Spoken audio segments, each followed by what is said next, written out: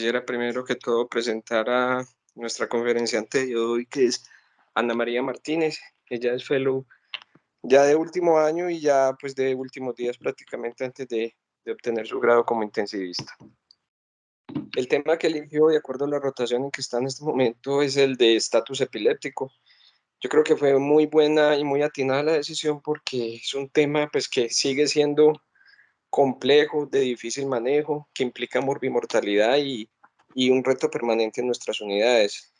Y con la intención siempre que tenemos como de mejorar y de hacer una mejor atención, la, la rotación en donde está Ana, que es el Instituto Neurológico, a mi parecer es el referente en la ciudad y creo que tienen un muy buen sistema de cuidado y lo que le aportan los docentes a nuestros fellow y ellos al traerlo aquí creo que va a ser un tema muy interesante de discusión. Ojalá que al final haya esa posibilidad y que alguno de los profes que la asesoró muy bien para la charla, pues estuviese ahí, pues sería pues ideal que nos aportaran pues sus conceptos.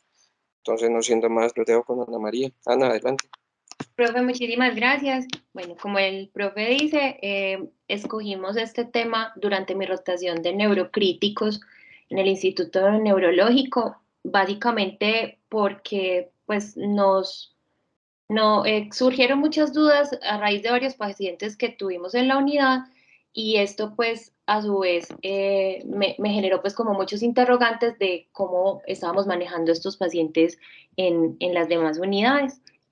Entonces, esta es más o menos la agenda que me pretendo pues como desarrollar. Vamos a hablar un poco de generalidades, las definiciones que son muy cambiantes, la fisiopatología del estatus, cómo se presenta clínicamente, cómo hacemos el diagnóstico y el tratamiento, que vamos a hacer mucho énfasis porque el tratamiento debe ser agresivo. Entonces, a manera de introducción, para recordar que el estado epiléptico es una emergencia neurológica que se asocia con una alta morbimortalidad. Los pacientes que se encuentran en estado crítico suelen presentarse con convulsiones hasta en el 10% de los pacientes que tenemos en coma en la unidad y que se les realiza un electroencefalograma. Ese estado epiléptico puede ser hasta mucho más frecuente en pacientes que tienen lesiones cerebrales asociadas.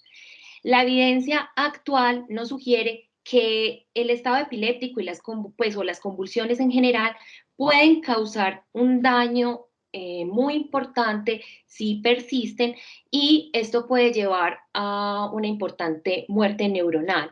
Además, se ha demostrado que estos pacientes pueden cursar con farmacoresistencia y especialmente a las benzodiazepinas y los anticonvulsivantes y esto pues nos genera un reto adicional para el manejo. En cuanto a la historia, el estado de mal o ETAD de mal fue utilizado inicialmente en el Hospital de San Peter y este médico psiquiatra, Luis Florentil Calmey, adoptó este término en 1874 y exponía su tesis definiendo que había momentos en cuanto una crisis termina, otra empieza, una siguiendo a la otra en sucesión, de tal forma que uno puede contar hasta 60, 40 o 60 crisis sin interrupción. Los pacientes llaman a esto ETAD de mal y el peligro es inminente. Muchos pacientes mueren. Entonces, es importante porque desde la primera definición que encontramos en la literatura se describe la importante gravedad de esta entidad. En cuanto a la epidemiología, los datos van a variar dependiendo de las definiciones, con una incidencia entre 12.6 casos por 100.000 habitantes, una mortalidad que puede llegar hasta el 33% según el tipo de estatus epiléptico, y para Estados Unidos se presentan entre 120.000 a 180.000 casos por año.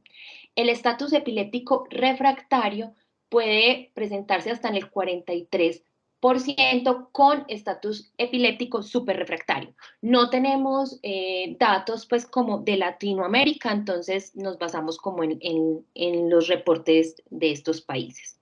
Vamos a hablar un poco de las definiciones. Entonces, las definiciones han tenido muchos cambios a través de la historia, básicamente porque han querido cada vez como incluir elementos para la toma de decisiones sobre todo. y más o menos cada 4 o 5 años los especialistas en epilepsia se reúnen y cambian la definición. Entonces, la primera definición que se tiene como en la literatura es de 1964 y la definieron como una crisis que persiste por el tiempo suficiente o se repite lo suficiente para producir una condición epiléptica sostenida. En 1981 surge una nueva definición, la cual es una crisis que persiste por tiempo suficiente o repite de manera suficiente para que la recuperación entre las crisis no ocurra. En 1993 la definen como más de 30 minutos de duración, dos o más crisis sin recuperación de la conciencia entre las mismas. En 1999 la definen como más de 5 minutos de crisis convulsiva generalizada, dos o más sin recuperación de la conciencia, que es lo que lo definió Lowenstein.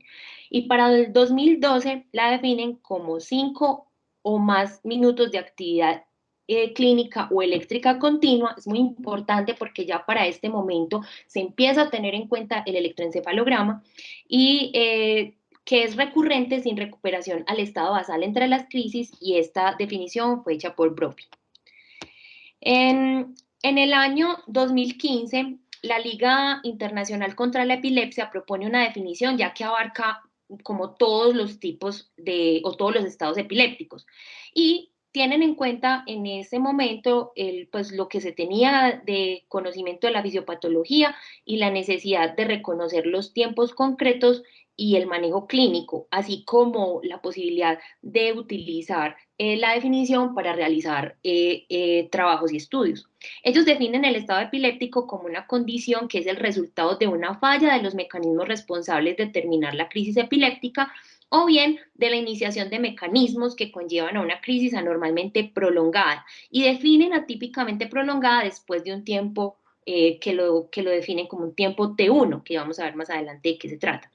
Es una condición que puede tener consecuencias a largo plazo y la definen como T2. Y en estas consecuencias se incluye la muerte neuronal, la lesión neuronal y la alteración de redes neuronales, dependiendo del tipo y la duración de las convulsiones. Esta definición de estado epiléptico ya nos brinda como una guía más clara sobre cuándo debe iniciarse el tratamiento. Entonces, en esa reunión del 2015 se hace como una definición de dimensiones operacionales. Entonces, el T1 lo definieron como la duración de la crisis, que es atípicamente prolongada y por tanto debería iniciarse el tratamiento. Debemos tener en cuenta que más del 97% de las crisis van a resolver en menos de 90 segundos. Entonces, como vamos a ver, hay unos tiempos definidos para iniciar el tratamiento. Y el T2 lo definen como una duración de la crisis que tiene riesgo de sufrir consecuencias neuronales a largo plazo. Y cuando esto se da, tenemos que tenerlo muy en cuenta porque el tratamiento debe ser mucho más agresivo. Entonces, en general, este punto de tiempo T1 es el tiempo en que las convulsiones ya no se van a detener espontáneamente y debemos empezar el tratamiento, y lo han definido como 5 minutos para cuando se trata de estados epilépticos tónico-clónicos y 10 minutos para el estado focal con o sin deterioro de la conciencia, así como para las ausencias, que recordemos que las ausencias están caracterizadas por ser unas crisis generalizadas, pero que no son convulsivas, pero sí está con la conciencia afectada. El punto de tiempo T2 marca el tiempo en el que el daño neuronal o la alteración pues como autoperpetuante de esas redes neuronales puede comenzar, e indica que el estado epiléptico debe ser controlado a más tardar en ese momento, y lo definieron como 30 minutos en el caso de estado epiléptico tónico-clónico bilateral. Aunque estos tiempos T1 y especialmente el T2 fueron fijados por un grupo de trabajo basado, pues como en opinión de expertos y su juicio, la evidencia clínica respalda cada vez más estas definiciones para hacer las recomendaciones. En el año 2021, el año pasado, sale esta publicación que ha redefinido el estatus epiléptico para el paciente en UCI. En estas nuevas guías de nomenclatura se tiene muy en cuenta el uso del electroencefalograma en pacientes críticos y nos da una definición para crisis electrocardiográfica y crisis electroclínica, que son un poco diferentes a las definiciones que hemos tenido tradicionalmente y a la que ha planteado pues desde antes la Liga Internacional de Lucha contra la Epilepsia. Pero de todas maneras estas definiciones están altamente relacionadas. Lo que agrega es más información que se obtiene a través del electroencefalograma y que no se va a tener en cuenta, como ya vimos, en las demás definiciones.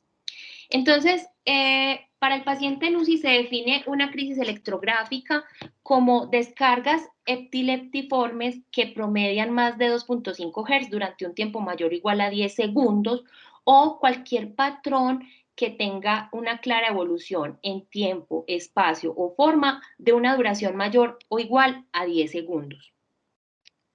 La crisis electroclínica se define como cualquier patrón electroencefalográfico que se acompaña de una clara correlación clínica con manifestaciones que van a suceder al mismo momento que se dio ese patrón en el electroencefalograma o que hay una mejoría electrográfica y clínica luego de la administración de los medicamentos anticonvulsivantes. El estado epiléptico electrográfico lo definen como crisis electrográficas por más de 10 minutos continuos o crisis que duran en un total mayor o igual al 20% de 60 minutos de monitoreo, o sea, lo correspondiente a 12 minutos. Esto lo vamos a ver más adelante, que es muy importante. Y el estado epiléptico electroclínico se va a dividir en convulsivo y no convulsivo. El convulsivo son crisis con actividad motora tónico-clónica bilateral que dura más de 5 minutos y el no convulsivo son crisis electroclínicas por más de 10 minutos continuos o por una duración mayor o igual al 20% de 60 minutos de monitoreo. Estas definiciones se basan en los estudios que han encontrado que se presenta un daño neuronal luego de 10 minutos continuos de crisis. En cuanto a los estados epilépticos, pueden ser convulsivos, que generalmente, pues, valga la redundancia, son generalizados, y se van a subdividir en tónicos, clónicos, o tónico-clónicos o mioclónicos. Recordemos que para que un estado sea mioclónico deben durar menos de 150 milisegundos para que cumpla la definición de mioclonía. Y el estado epiléptico no convulsivo puede ser focal o generalizado, como ya lo mencionamos, y puede ser electrográfico, o sea que solo lo vamos a ver en el trazado del electroencefalograma, pero el paciente no va a tener unas manifestaciones clínicas. O puede ser electroclínico, que a su vez va a ser focal, que puede tener preservación de la conciencia. Un ejemplo de esto es la epilepsia focal continua, por ejemplo, movimiento de un brazo o un grupo muscular de la cara, que se da o persiste por muchísimo tiempo, pero no va a comprometer el estado de conciencia y el paciente pues sigue interactuando con el ambiente y esto puede persistir por días o incluso hasta semanas. Otro tipo de estatus electroclínico es el focal con alteración de la conciencia, que es muy común, es el que más común tenemos nosotros en las unidades de cuidado intensivo, y en esto lo que vemos es una crisis focal en electroencefalograma, pero el paciente no es capaz de interactuar con el medio. Y el estado epiléptico no convulsivo también puede ser generalizado, y un ejemplo típico es la ausencia tardía. En el electroencefalograma lo que vamos a ver son descargas generalizadas, y el paciente nos va a mostrar clínicamente algunos signos de alteración de la conciencia, si bien pues no es como la típica presentación del estatus epiléptico, se considera que es también un estatus epiléptico convulsivo. En cuanto a la fisiopatología, gran parte de la fisiopatología del estado epiléptico pues todavía no está muy bien entendida. Sin embargo, los estudios en modelos animales han dado pues como el lugar a muchos avances en la comprensión de esos mecanismos básicos que están como en la base del estado epiléptico. Son muchos los procesos moleculares y celulares que están implicados en el estatus epiléptico. dentro de lo más importante es que hay una falla de los mecanismos endógenos para terminar una crisis. Eso es lo principal. Esa falla puede presentarse por diferentes causas. Puede ocurrir porque haya un exceso de la excitación anormal durante una convulsión o porque haya una pérdida de los mecanismos que tenemos inhibitorios de forma endógena, y esta forma como inadaptada de cambios pues nos puede llevar a que una sola convulsión se transforme en un estado epiléptico y ella misma se puede autoperpetuar y generar farmacoresistencia. La evidencia, pues, como que apoya esos principios, se vio, pues, o sea, hay un trabajo que reportó que un grupo de personas que ingirieron de forma accidental mejillones contaminados con ácido domoico, que es un análogo del principal neurotransmisor excitatorio que sabemos es el glutamato, y esa observación pues apoyó que el exceso de excitación puede contribuir al desarrollo de las convulsiones y al estado epiléptico. Entonces, ¿qué es lo que pasa? Entonces, se considera pues como en principio que hay una naturaleza autosuficiente como ese estado epiléptico. O sea, una sola convulsión podría desencadenar el estatus. En los primeros milisegundos a segundos, luego de que inicia la convulsión, se van a liberar muchos neurotransmisores, hay apertura y cierre de los canales iónicos, además hay fosforilación de proteínas, y esta etapa es la que da como la base para que la convulsión sea potencialmente prolongada. Estos eventos moleculares son seguidos por una alteración en el tráfico de los receptores, hay disminución mediada por endocitosis en las unidades inhibitoras del GABA, principalmente el beta-2, beta-3 y el lambda-2, y un aumento en los receptores NMDA. Se siguen dando más cambios desadaptativos que ocurren durante esos primeros minutos u horas, y lo que incluyen son alternancias en la expresión de los diferentes neuropéptidos excitatorios e inhibitorios, y esto mantiene el estado de hiperexcitabilidad. Si esto se perpetúa en días o semanas, aparecen cambios genéticos y epigenéticos que también se han mostrado en los modelos animales como alteración en la metilación del ADN y el genoma en las células, muy importante en el hipocampo, y además hay una regulación alterada del microARN que regula esa expresión génica posttranscripcional.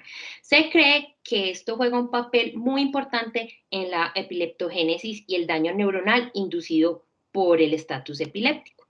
Entonces, acá lo vemos como mejor en cómo se ve en la célula. Entonces, el paciente convulsiona, convulsiona, convulsiona, hay una actividad irritativa, los receptores GABA, que sabemos son los principales inhibitorios que están pues, en el sistema nervioso central, se internalizan, como los podemos ver acá en esta primera grafiquita. Y esos receptores NMDA o los AMPA salen a la membrana neuronal, y de esta manera se van como a eliminar los mecanismos inhibitorios y se promueven los mecanismos excitatorios. Y esta pues ese GABA que está metido, internacionalizado ahí, de alguna manera hace que los pacientes se vuelvan refractarios a las benzodiazepinas, y es lo que vemos tras la aplicación repetida, por ejemplo, del midazolam. Entonces llega un paciente convulsionando, se le pone un midazolam, no sale, se le pone otro, no sale, se le pone otro, no sale, y esto es básicamente pues porque los GABA están internacionalizados.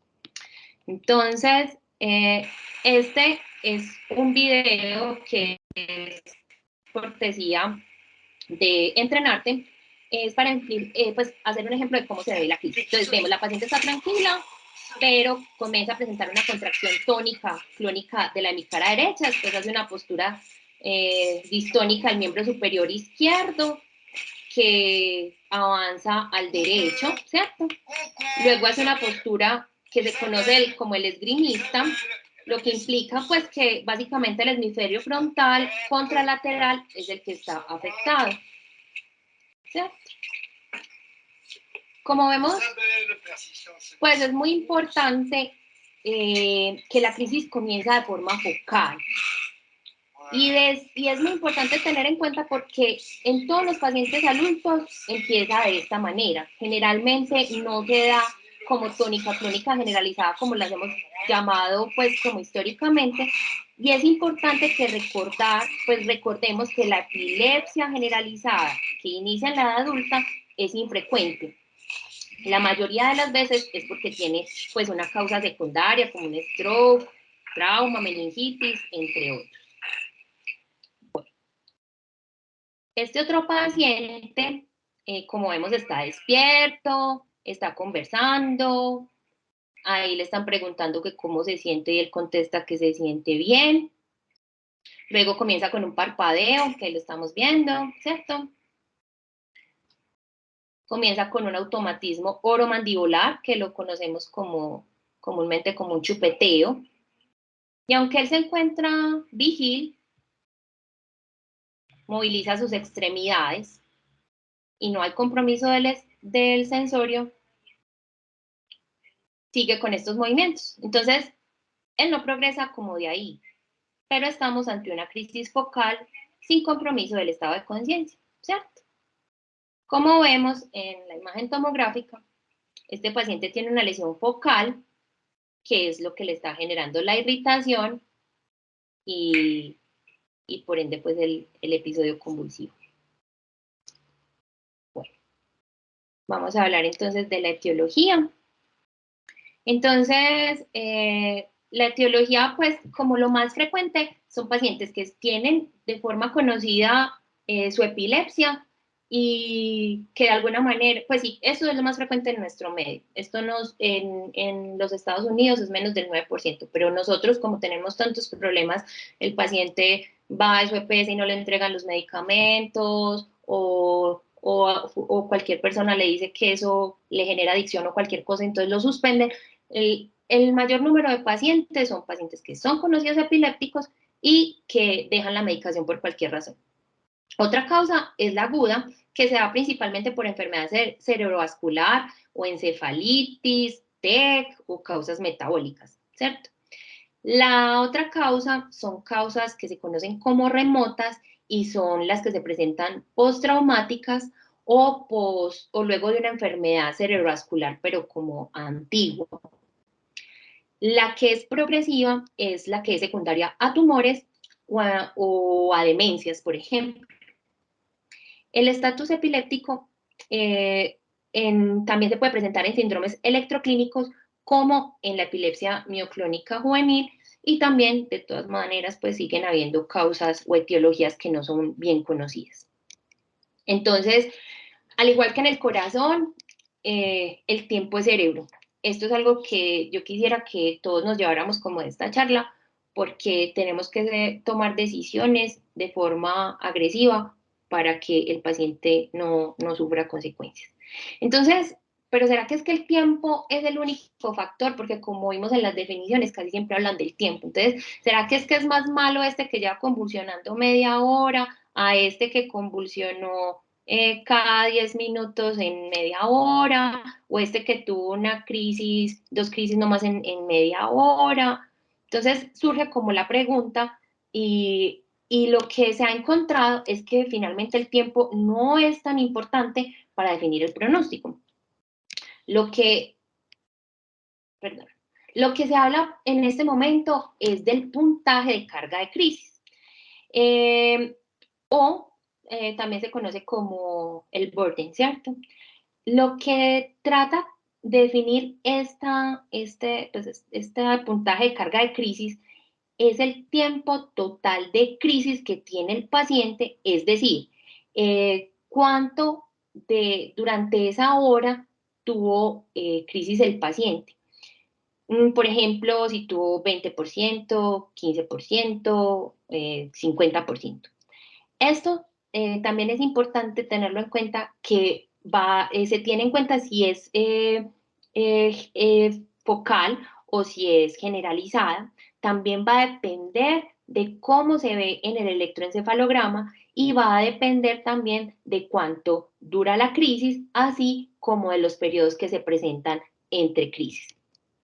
Entonces, adicionalmente deberíamos analizar por ejemplo, que si un paciente tiene una crisis única, pues no va a ser tan urgente como, y pues el pronóstico no va a ser como tan malo como un paciente que tiene un estatus epiléptico convulsivo o el que tiene un estatus epiléptico no convulsivo, y esto todo va a depender de la causa de la crisis. Entonces, este es uno de los estudios de donde surge por qué es importante esa carga epiléptica y por qué esta es la que nos da el pronóstico. Entonces, tener menos del 20% de crisis, o sea, menos de 12 minutos de crisis en una monitoría de al menos 60 minutos, muestra que la probabilidad de tener un mal desenlace es lo mismo que no tener crisis, por ejemplo, como lo vemos acá, ¿cierto? Pero cuando se sobrepasa ese 20%, vemos que la P se vuelve pues como infinita, aumenta de forma dramática y si supera el 50%, el OR, como vemos acá, se aumenta hasta en 387. En cuanto a la monitoría, antes de continuar, es importante que hablemos de este estudio, que es el estudio STES. Este estudio se publicó en el 2008, pero todavía sigue vigente. Los autores partieron, pues para ese momento, porque pues ellos les surge como la duda y su pregunta es porque para este momento no tenían claro si los pacientes que recibían una terapia agresiva podían tener mejores resultados que los que no. Entonces desarrollan una herramienta que es esta puntuación pronóstica, que como su nombre lo indica, el estado de puntuación de gravedad epiléptica, y se basa en 4 predictores de resultados, que son la edad, los antecedentes de las convulsiones, qué tipo de convulsiones tiene el paciente y el grado de deterioro de la conciencia. Todo esto determinado antes de iniciarse el tratamiento.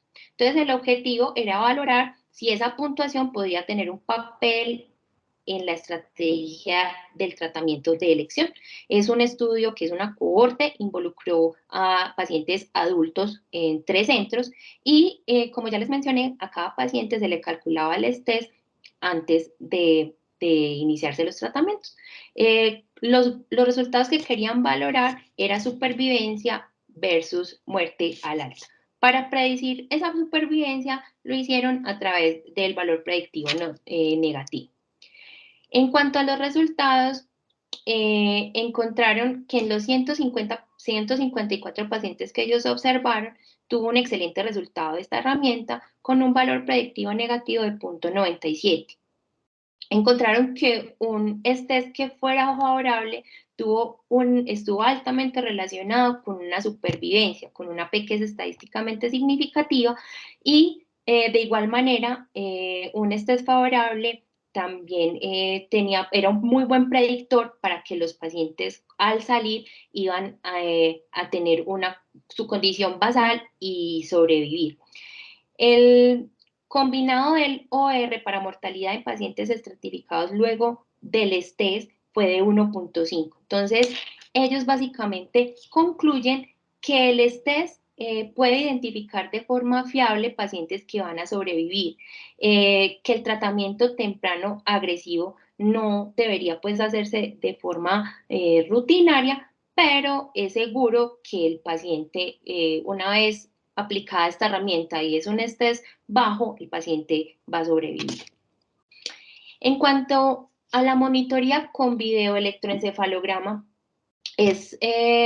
es muy importante, pues porque, o sea, lo que yo he visto, pues como en general, es que no es una herramienta que utilicemos en todos los pacientes y en realidad es una medida que deberíamos hacer pues para muchos pacientes que vemos en la unidad, o sea, pacientes que tienen un estatus epiléptico que dura más de 1 hora, todo aquel que tiene sospecha de un estatus epiléptico no convulsivo, el que tiene un estatus epiléptico refractario, superrefractario, muy importante esto, el paciente que va a ser llevado a brote de supresión, que ahorita les voy a explicar qué es, paciente que tiene deterioro del estado de conciencia, o sea, cuántos de estos pacientes tenemos en nuestras unidades, pacientes que tienen sospecha de recaída de las convulsiones, que persisten sus crisis a pesar del todo el tratamiento, y de igual manera pacientes que están en tratamiento y que necesitamos valorar cómo van.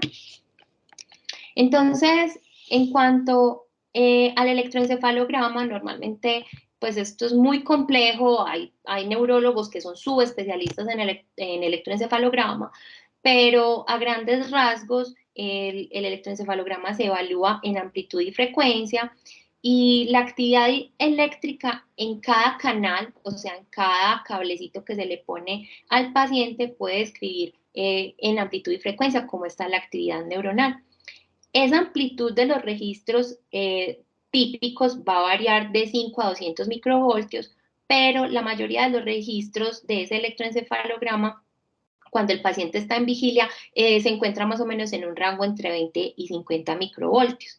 La frecuencia de la actividad electroencefalográfica se expresa de acuerdo con esta terminología, que es delta, que normalmente es de 0 a 4 Hz, teta de 4 a 8, alfa de 8 a 13, beta de 13 a 30 y gamma más de 30.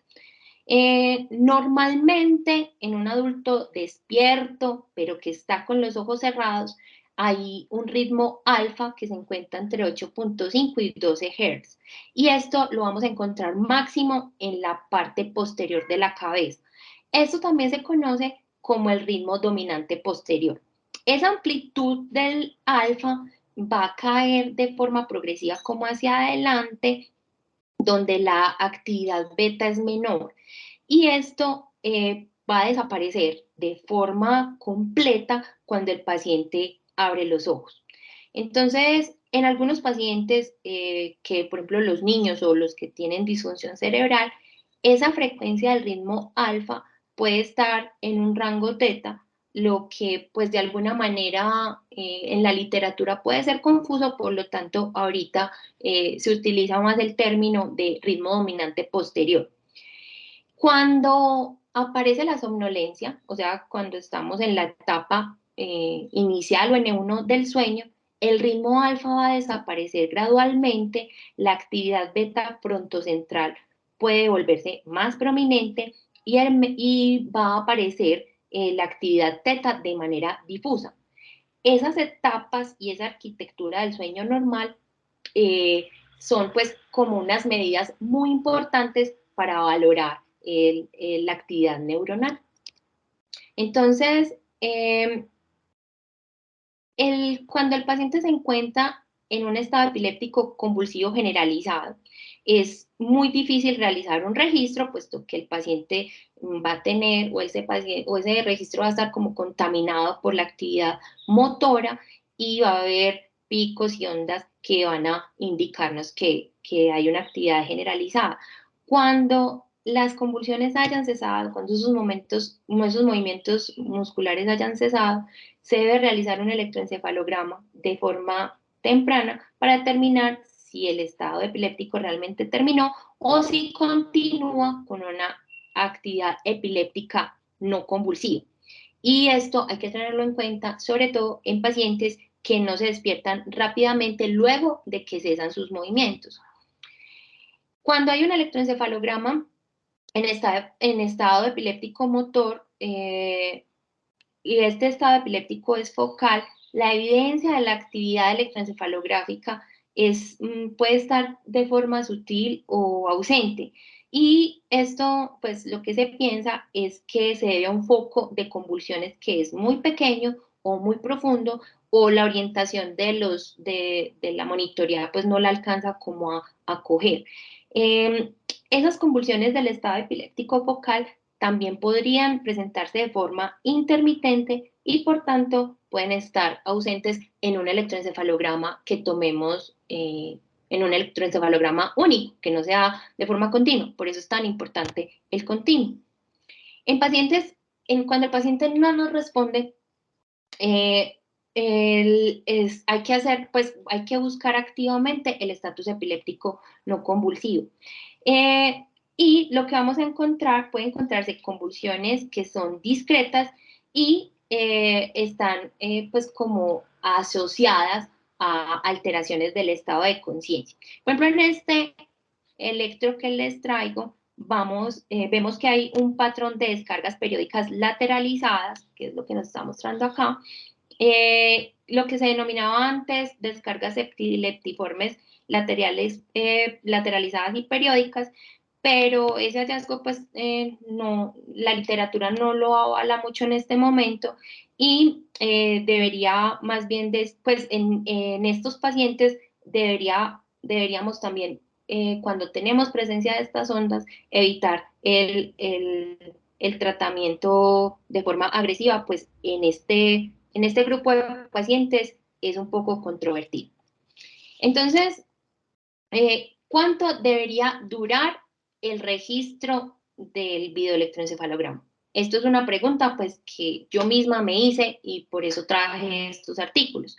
Entonces, la probabilidad de registrar un evento y por tanto realizar un diagnóstico con este va a aumentar a medida que aumenta la duración de ese registro.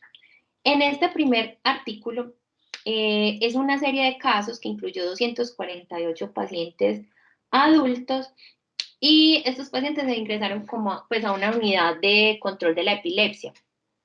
¿Y ellos qué encontraron? Que la mediana de tiempo hasta el primer evento, o sea, acá, no epiléptico fue de 2 días.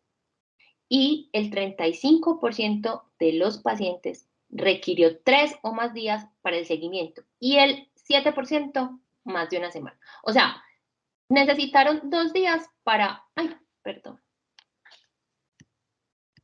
necesitaron 2 días para darse cuenta, pues para que un paciente mostrara un estado epiléptico. Entonces, esto pues es muy llamativo. De manera similar, esta serie retrospectiva incluyó 151 pacientes para monitoreo de video electroencefalograma y concluyó que se requerían 5 días para que se detectara el estado epiléptico. Y esto se presentó en 95% de los pacientes que tenían anomalías interictales. Y el 75% de esos pacientes solamente presentó o sea, la mayoría de los pacientes presentaron su primera convulsión al 5.º día. Entonces, hay que tener en cuenta que cuando ese primer estudio de videoelectroencefalograma no es diagnóstico, tenemos que repetirlo, porque se nos pueden estar pasando muchos pacientes en crisis, pero obviamente pues esto siempre lo vamos a tener de forma individualizada según el cuadro de nuestro paciente. Vamos a hablar del tratamiento. Entonces, en cuanto el tratamiento para el estatus epiléptico, hay un momento temprano, luego cuando ya está establecido, refractario y superrefractario. Entonces, el momento temprano, pues casi que no nos toca a nosotros, son pacientes que generalmente convulsionan en su casa o lo alcanzan a ver los paramédicos o de pronto, si estamos de buenas, en urgencias. Entonces, uno en estos pacientes, como son los primeros 5 minutos, recordemos como el T1, uno podría no darle tratamiento, ¿cierto? Sin embargo, si el paciente ya como 3 minutos convulsionando, pues va para allá, entonces le puede poner una benzodiazepina. En el paciente que se encuentra en urgencias y, por ejemplo, le falla la benzodiazepina, hay que iniciarle un antiepiléptico. Si no mejora con la benzodiazepina y el antiepiléptico, la recomendación es adicionar otro antiepiléptico y valorar este paciente por neurología. Si a pesar de toda esta terapia no hay mejoría, estamos ante un paciente que cursa con un estado suprarrefractario, el cual requiere manejo en UCI y ya vamos a hablar de ese manejo. Entonces, en cuanto al tratamiento del estado epiléptico, siempre recordar esa premisa de que el tiempo es cerebro y debemos tener en cuenta que el paciente lo vamos a manejar como cualquier paciente médico, ¿cierto? Entonces, lo primero es tener en cuenta el ABCDE, definir si este paciente va a requerir implementar o asegurar una vía aérea y definir, muy importante, cumplir las metas del T1 y el T2, como lo vimos previamente, puesto que el cese de la convulsión nos puede mejorar la permeabilidad de la vía aérea y, por tanto, evitar la broncoaspiración. En estos pacientes es muy importante siempre iniciar monitoría.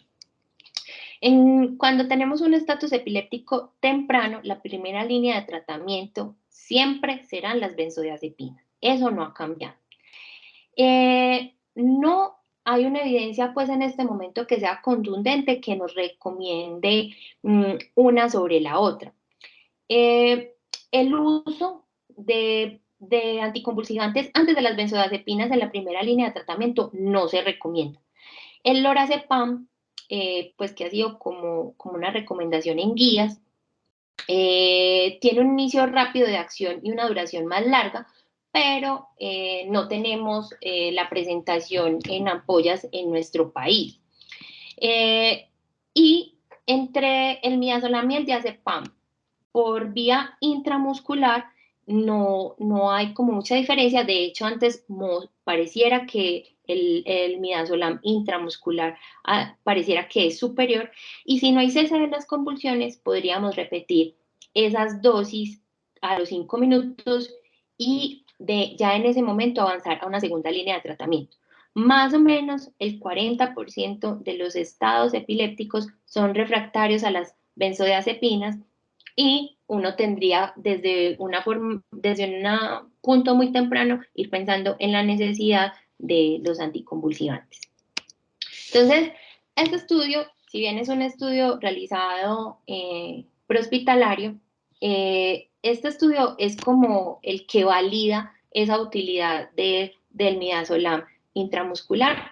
Este estudio lo que buscaba era evaluar cuál benzodiazepina en el ambiente hospitalario podría ser mejor. Hasta ese momento, la recomendación, esto fue publicado en el 2012, la recomendación era el lorazepam intravenoso, y entonces, como nosotros no teníamos eso, utilizábamos diazepam y fenitoína. ¿Qué mostró? Que el midazolam no es inferior al lorazepam. Esto es un estudio de no inferioridad. Y como sabemos, dado que el midazolam puede usarse de forma intramuscular, es mucho más fácil en el escenario del paciente que, por ejemplo, que está convulsionando, que tiene movimientos tónicos, que está chapaleando y no tenemos una vena. Entonces, es mucho más fácil para acceder. Y si la crisis se prolonga más de 2 a 3 minutos, podemos administrar una nueva dosis del midazolam, que, como vemos en esta tabla, la velocidad de administración del midazolam es mejor que la del lorazepam, y pues podríamos también inferir que hasta su eficacia es un poco mejor. Cuando estamos ante un estado epiléptico ya establecido, tenemos que empezar a utilizar anticonvulsivantes intravenosos, y esto vendría siendo la segunda línea de tratamiento. La fenitoína en realidad cada vez está más relegada, más dejada como por las últimas, porque recordemos que es un bloqueador de canales de sodio, y lo que se ha visto es que, por ejemplo, en las convulsiones que son generalizadas, podría empeorar la crisis. Entonces, este es un metaanálisis que mostró que la fenitoína es menos eficaz, es la menos eficaz de todas para abortar las crisis. Tiene muchos efectos adversos. Recordemos que tiene efectos adversos a nivel cardiovascular, produce hipotensión, bradicardia, arritmias, o sea, mejor dicho, casi que uno debería hacerle un electrocardiograma al paciente antes de ponerle fenitoína. Entonces, ¿qué nos muestra esta publicación? Que hay una gran efectividad del ácido valproico. Sorprendentemente, pues es un medicamento que no es costoso, que está en todas partes, y como vemos, pues tuvo una eficacia muy buena para abortar la crisis. El fenobarbital, pues es la segunda línea, pero el fenobarbital tiene el problema que nos puede alterar el estado de conciencia en un paciente que no la tuviera, y queda también el levetiracetam, que pues antes no estaba tan disponible, pero ya lo tenemos muy disponible en todos nuestros hospitales. Esta otra publicación buscó pues como evaluar el levetiracetam, el fosfenitoína y el ácido valproico, pero no encontró diferencias entre los tres medicamentos para el cese de las convulsiones, así como tampoco no hubo como diferencias muy importantes entre los medicamentos en cuanto a la seguridad. Entonces, en ese estatus epiléptico que está establecido y que es persistente, el que no responde a las benzodiazepinas, pues obedece a este nombre. Al igual que con las benzodiazepinas, no hay tampoco una evidencia pues como muy poderosa para elegir un medicamento sobre el otro. Algunos autores prefieren el ácido valproico y el levetiracetam sobre los otros, pero es importante conocer la dosis adecuada y tener en cuenta que, pues como las otras cosas o los factores de riesgo que pudieran alterarse por cualquiera de estos medicamentos. Hay una cosa muy importante y es conocer y usar las dosis adecuadas, puesto que cada uno de estos medicamentos, en lo que se ha visto, pues cuando los pacientes no responden de forma adecuada a los anticonvulsivantes, muchas veces es porque no se hizo un adecuado ajuste de la dosis o no se cuenta con la presentación igual que, por ejemplo, la que nos dan los artículos. Cualquiera de estos medicamentos que tenemos en esta diapositiva podría resolvernos entre el 50 y el 75% de los estatus epilépticos que se encuentran persistentes.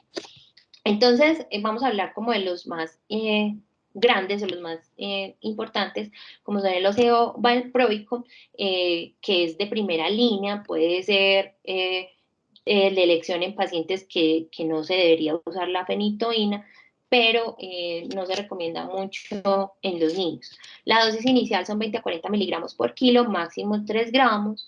Se debería infundir en una velocidad máxima de 6 miligramos por kilo por minuto y se contraindica en pacientes que cursan con disfunción hepática o porfiria.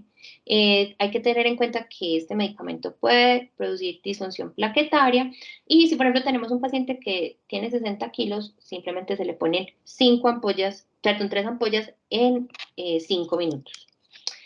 En cuanto al levetiracetam, la dosis inicial para crisis son de 40 a 60 miligramos por kilo, máximo 4.5 gramos, y se debe infundir a una velocidad máxima de 6 miligramos por kilo por minuto o 500 miligramos por minuto.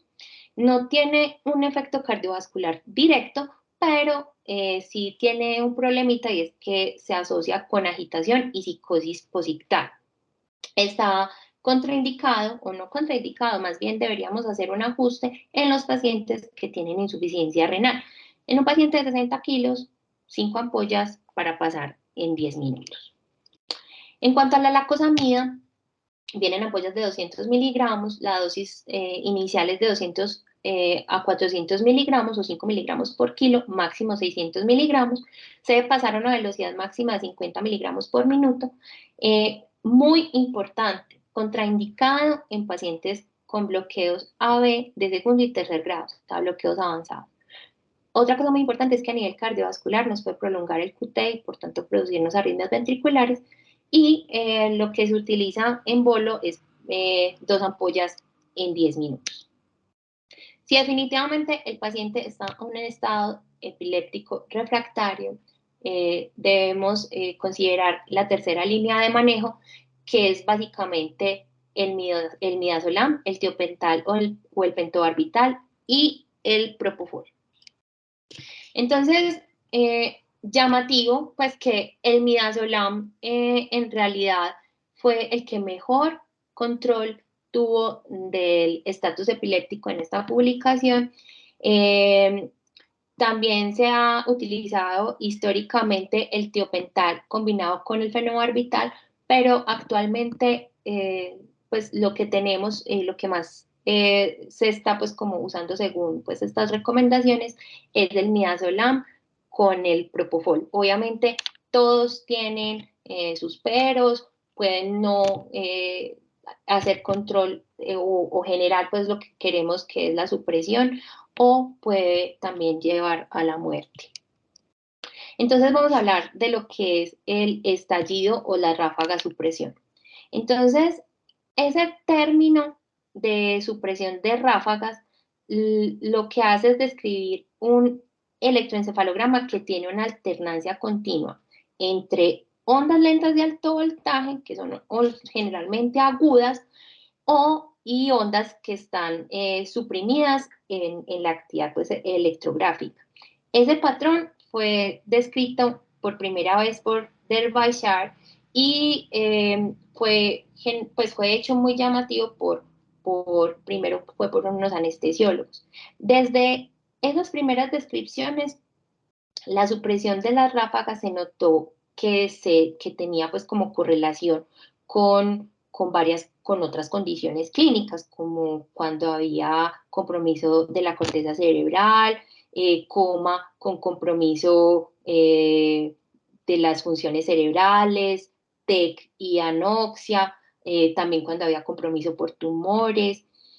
Y hay que tener en cuenta también que esa supresión con ráfagas aparece durante, pues cuando hay de forma profunda, un coma profundo, como consecuencia, por ejemplo, del paro cardiorrespiratorio. Esta, pues como heterogeneidad etiológica que se ve en estos trazos, es más o menos como el mismo patrón electroencefalográfico que a través de los tiempos ha generado como una ambigüedad, puesto que la interpretación de esos mecanismos fisiopatológicos pareciera que también estuviéramos como ante un estatus. Entonces, esa ocurrencia cíclica de las ráfagas en el electroencefalograma con posibles ondas agudas que se encuentra a la vez de la supresión, casi que en algunos autores lo han considerado como un estatus epiléptico. En todos los casos que mencioné anteriormente, la supresión de ráfagas está asociada con una obliteración profunda del estado de conciencia. En todos los casos, esa pérdida de conciencia se va a dar de una forma gradual y antes de presentarse el inicio del estallido de supresión. Entonces, la pérdida de la conciencia que se acompaña, lo vamos a ver en el electroencefalograma, porque hay unas ondas lentas y amplias que contienen como cantidades crecientes de la actividad delta. Hasta ese punto, la progresión del coma es paralela a la profundización del sueño natural de las ondas, como lo vemos en este primer trazo. Ese progreso del estado comatoso trae inicialmente periodos cortos de electroencefalograma que está suprimido, como lo vemos en esta figurita, y que se interrumpe luego por unas ondas que son pues como de múltiples formas. Estas ondas que son largas y que se suceden a unas ondas lentas, se agrupan y se dan como en ráfagas más cortas. Cuando hay supresión de ráfagas, pues el paciente puede profundizarse aún más a un estado casi de una línea isoeléctrica. Y este pudiera ser interrumpido ocasionalmente por ráfagas dispersas, como lo vemos ahí. Y si el coma se profundiza, llega a un estado en que es completamente plano. Hasta hace muy poco se consideraba que casi que este estado de supresión era la última frontera pues como del cerebro vivo. De hecho, pues en algunos países toman estas líneas isoeléctricas como diagnóstico de muerte cerebral. Sin embargo, se ha encontrado que cuando, pues que en condiciones particulares, cuando el cerebro se encuentra en ciertas condiciones, cuando el cerebro tiene pues elementos celulares intactos, puede sufrir un estado comatoso mucho más profundo y esto va a generar que la recuperación de la actividad electroencefalográfica se presente con en este patrón de ondas que se ha llamado como los complejos de New. Entonces aquí tenemos pues un paciente con una actividad muy desordenada, o sea, este paciente está en estatus y este es un paciente que ya está en estallido de supresión, que vemos que tiene más o menos 10% de actividad y el resto en supresión.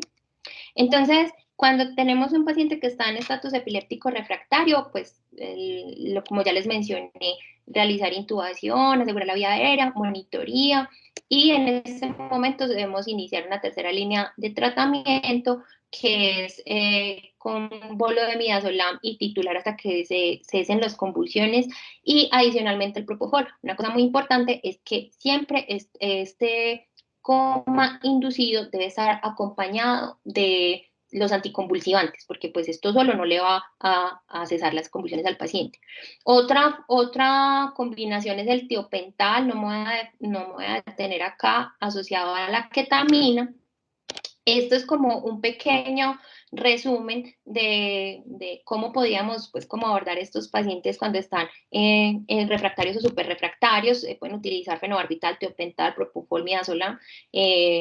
Siempre hacer monitoría electroencefalográfica continua o intermitente, pero cada 24 horas. También podríamos usar dexmedetomidina, aunque esto está un poco como controvertido, magnesio, considerar inmunoterapia con esteroides, inmunoglobulina, plasmaféresis. La hipotermia cada vez está como más revaluada, pero también está ahí, o la dieta cetogénica. Entonces, la cuarta línea, que es para los pacientes que son suprarrefractarios, pues esto ya es como, esto aquí no hay evidencia clara, esto son como el número de publicaciones, hay hasta una publicación que es música con Mozart, pero pues yo creo que aquí lo que sigue también es rezar. Entonces, acá pues hay unos estatus epilépticos que tienen como unas causas muy identificadas, entonces deberíamos como tratarlos como tal, la eclampsia, la polisoniacida, la hipoglicemia obviamente, el manejo de la hiponatremia o la hipocalcemia, el manejo de la meningitis, todas estas entidades nos pueden hacer convulsionar al paciente, entonces pues hay que manejarles como la cosa de base.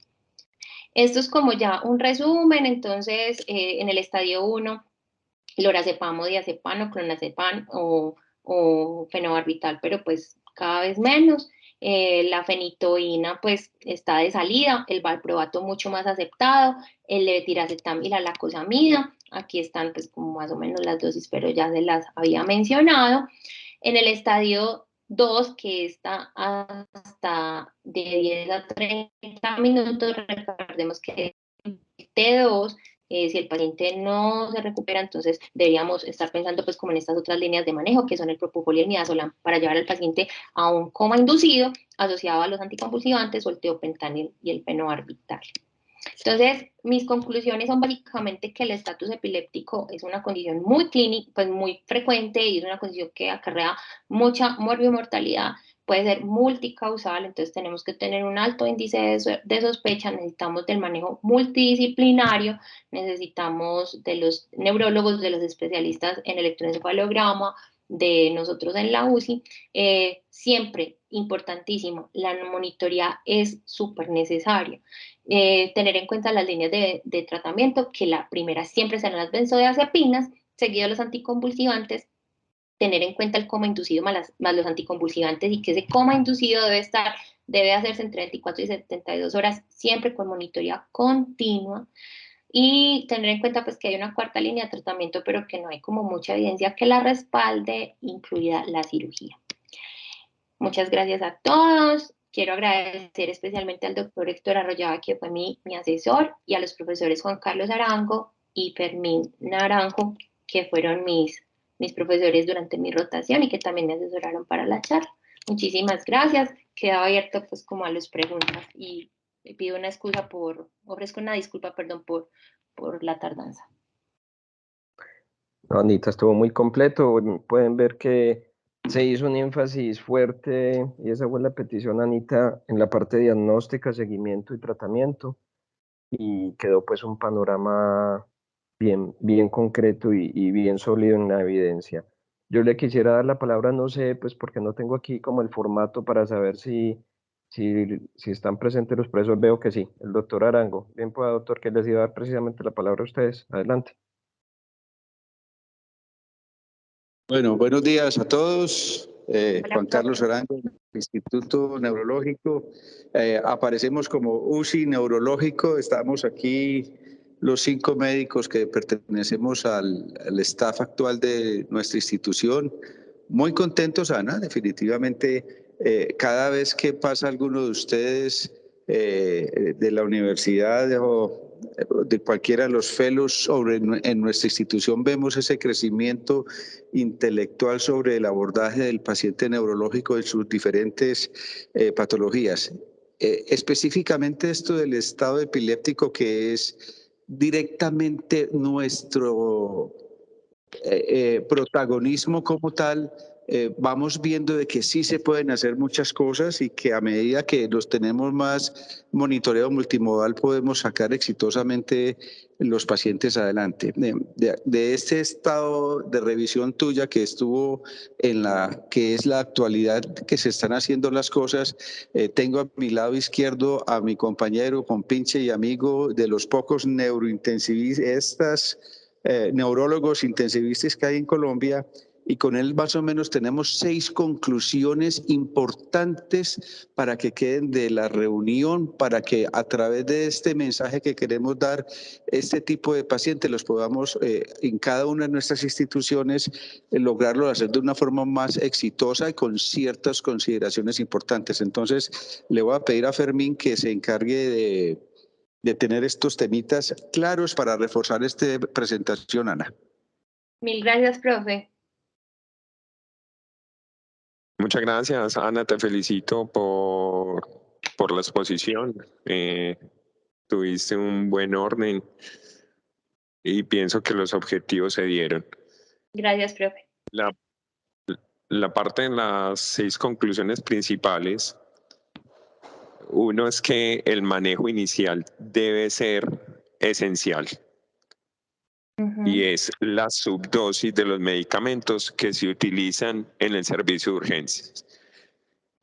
Definitivamente las benzodiazepinas, como bien lo aclaraste, es una primera línea de tratamiento. ¿Y qué tenemos en nuestro medio? Midazolam y diazepam. Lo segundo, inmediatamente tengamos en la primera línea de tratamiento, que es benzodiazepinas, agregar un antiepiléptico.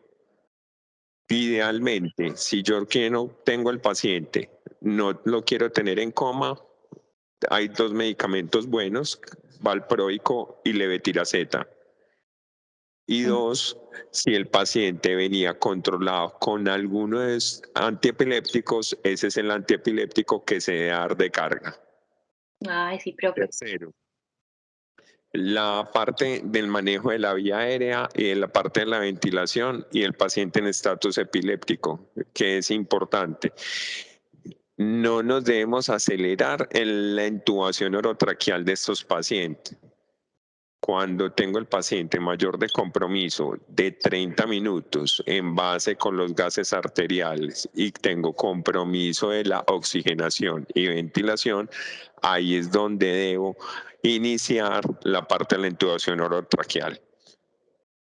Cuarto, la parte de la infusión continua de las benzodiazepinas.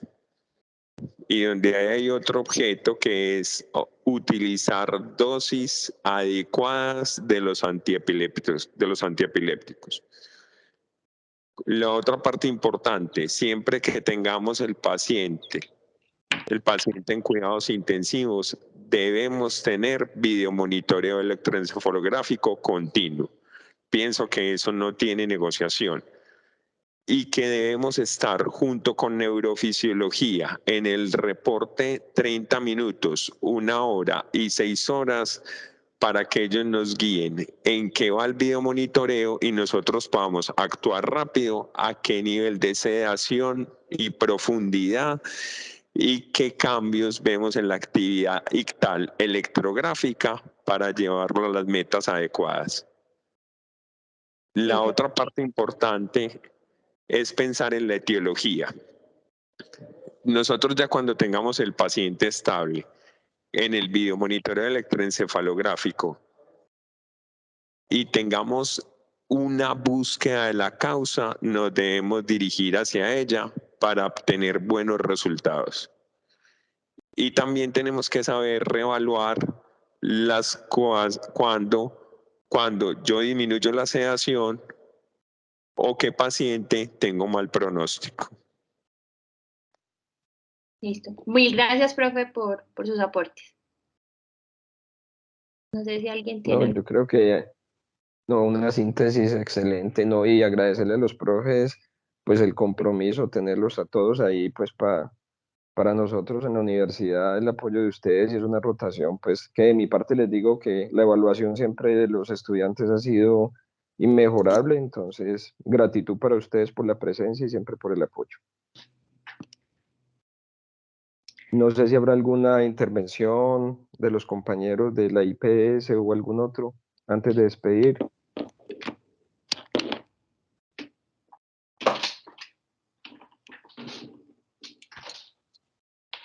Bueno, Ana, no, te reitero entonces la felicitación. Yo creo que se cumplió, como dijo el profe Fermín, el doctor Arango, todos los objetivos y quedó un panorama pues muy bueno y mucho que hacer. Yo siento que tenemos mucho que hacer para, digamos, tratar de estandarizar cuidados, como nos dice Fermín y el doctor Arango, es un reto para nosotros en otras instituciones que no tenemos la afinidad de ustedes por este cuidado, pero ustedes son el referente y tenemos que hacer las cosas cada vez más estandarizadas y más guiadas a lo que ustedes nos están mostrando. Ese es el camino a seguir. Sí, profe, porque Muchas somos gracias. como tenemos el umbral muy bajito como para otras patologías, para la monitoría, por ejemplo, en cardio y en otras cosas, y la verdad es que el paciente neurológico pues también necesita como de todo de nosotros. De acuerdo, sí. Es una deuda que tenemos, pero afortunadamente tenemos ahí una guía importante a seguir. Bueno, no siendo más, ofrecemos pues, disculpas por el tiempo, pero yo creo que valía la pena. Una charla muy buena y aportes excelentes desde el instituto. Muchas gracias. Mil gracias a todos. Feliz día.